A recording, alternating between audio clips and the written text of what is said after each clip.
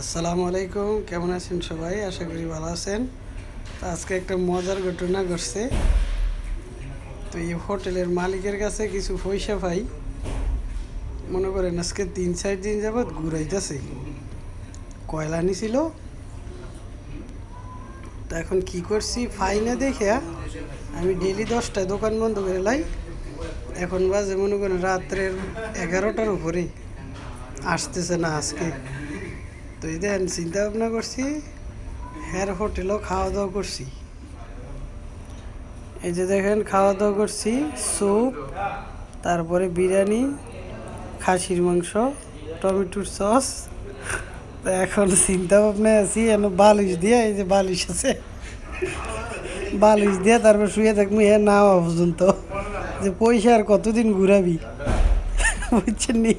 তো এই কাহিনী করছি আজকে আমরা দুনো ভাইয়ে।